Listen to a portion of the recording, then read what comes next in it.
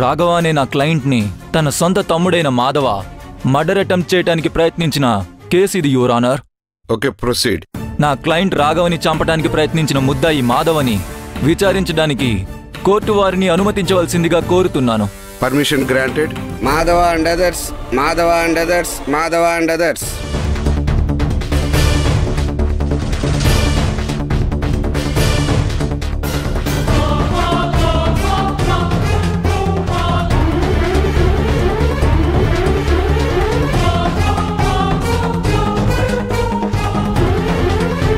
ఇప్పుడు ఇతని పైన కేసు పెట్టిన నా క్లయింట్ రాఘవ భార్య అలేఖ్యని ప్రవేశపెట్టవలసిందిగా కోర్టు వారిని కోరుతున్నాను. Permission granted. Alekhya and others, Alekhya and others, Alekhya and others.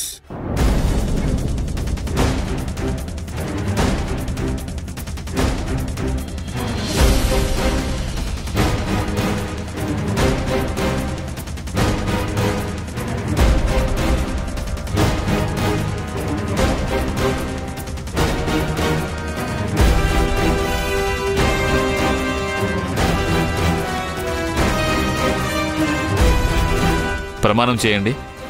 భగవంతుని సాక్షిగా అన్ని నిజాలు చెప్తాను, అబద్ధాలు చెప్పను.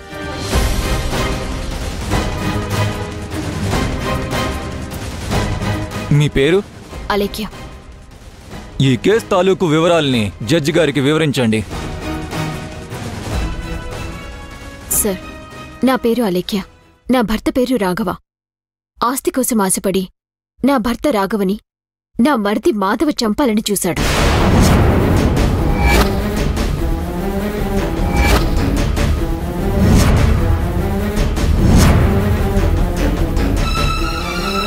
లేదు జడ్జి గారు, ఆవిడ అబద్ధం చెప్తుంది. మా అన్నయ్య అంటే నాకు ప్రాణం. ఆయన ఎవరైనా చిన్న మాట అంటేనే తట్టుకోలేను నేను. ఆయన చంపాలని చూడడం ఏంటి? ఇది పచ్చి అబద్ధం. Order, order, order. ఆవిడని చెప్పనివ్వండి, మీరు చెప్పండి. ఇతను నా మరిది. వ్యక్తిగతంగా మంచోడు. కాని పెళ్ళైన తర్వాత తన భార్య చెప్పినట్టు వింటూ తన ప్రోద్బలంతోనే నా భర్తని చంపాలని చూశాడు. Objection your honour. ఎటువంటి సాక్ష్యాధారాలు లేకుండానే నా క్లయింట్ ని నేరస్తుడిగా చూపించాలని ప్రయత్నం చేస్తున్నారు. సాక్ష్యాధారాలున్నాయా?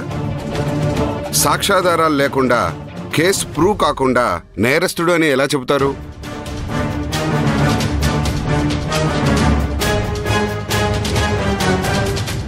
నేను ఈవిడి క్రాస్ ఎగ్జామినేషన్ చేయడానికి కోర్టు వారు పర్మిషన్ ఇవ్వాల్సిందిగా కోరుతున్నాను your honour. Permission granted. Thank you your honour. అతను మీకేమవుతాడు? మా బావకి తమ్ముడవుతాడు. మీకేమవుతాడని అడిగాను. మరిది. నీ భర్తని చంపడానికి చూశాడని మీరెలా చెప్పగలరు? నేను చూశాను కదా, నా కళ్ళెదురుగానే ఆయన మీద దాడి జరిగింది. ఓ, మీ భర్త మీరు ఇద్దరు కలిసిన్నప్పుడే ఆ మాధవ మీ భర్త మీద దాడి చేశాడు అంటారు.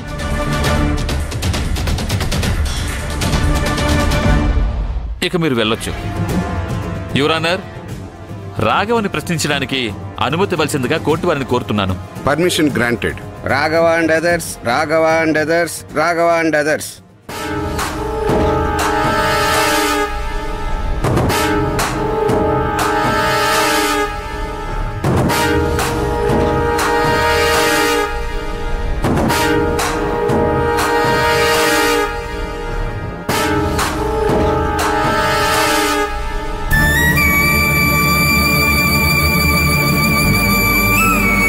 మీ పేరు?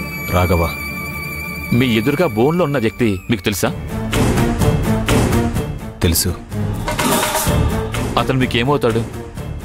ఒకప్పుడు నా తమ్ముడు. మరి ఇప్పుడు?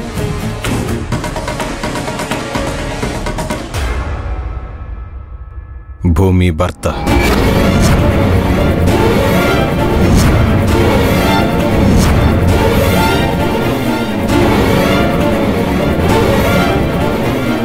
పెళ్లి చేసుకోగానే మీ తమ్ముడు కాకుండా పోయాడా? నా తమ్ముడు అప్పట్లో ఇప్పుడు లేడు. ఒకప్పుడు నా పైనున్న ప్రేమ అభిమానం ఇప్పుడు లేవు.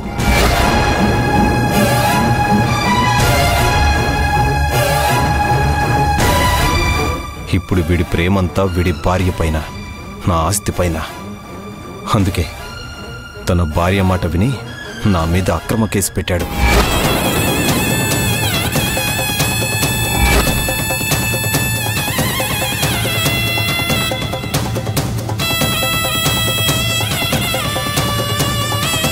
సో మీ పైన కేసు పెట్టాడని ఒకే ఒక కారణంతో మీరు తిరిగి అతని మీద తప్పుడు కేసు పెట్టి ఇరికించాలని చూస్తున్నారని నేనంటున్నాను.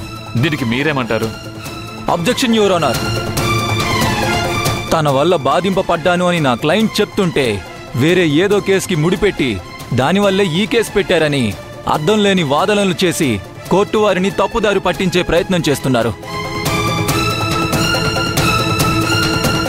నో యువర్ ఆనర్, నా క్లయింట్ కేసు పెట్టాడు, దానికో రీజన్ ఉంది. ఉమ్మడి ఆస్తిని తన ఇష్టానుసారంగా ఎవరికో తీసుకెళ్లి తాకట్టు పెట్టాలని చూస్తున్నందుకు అలా చెయ్యొద్దని నా క్లయింట్ మాధవ తన అన్నయ్యని వారించాడు. కానీ ఈ రాఘవ తమ్ముడి మాట లెక్క చేయకుండా కుటుంబ అనుమతి లేకుండా ఆస్తి మొత్తం తీసుకెళ్లి ఎవరి దగ్గరనో తాకట్టు పెట్టాడు. ఉమ్మడి ఆస్తిని కాపాడుకోవడం ఎలాగో తెలియకనే నా క్లయింట్ కేసు ఫైల్ చేయడం జరిగింది.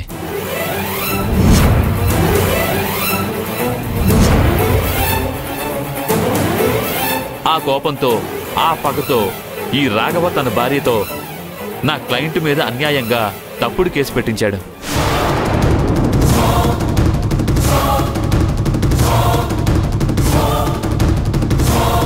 అతను మీ తమ్ముడు అంటున్నారు. మర్డర్ అటెంప్ట్ చేశాడని మీరు కేసు పెట్టకుండా మీ భార్యతో కేసు పెట్టించారు. నిజంగా అతను మీ పైన మర్డర్ అటెంప్ట్ చేసి ఉంటే మీరే కేసు పెట్టాలి కదా.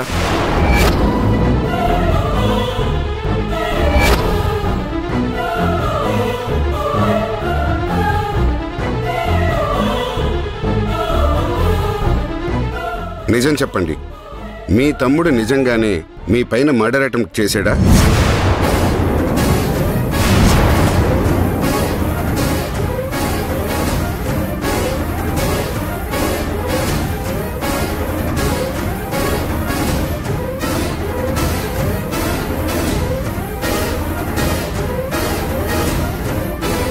చెప్పు బావా, చెప్పు.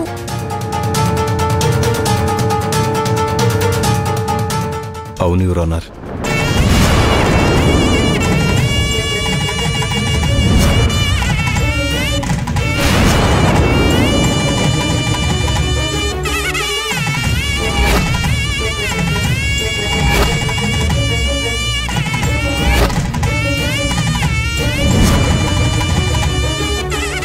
నో యువర్ ఆనర్, ఇతను చెప్పేది అబద్ధం.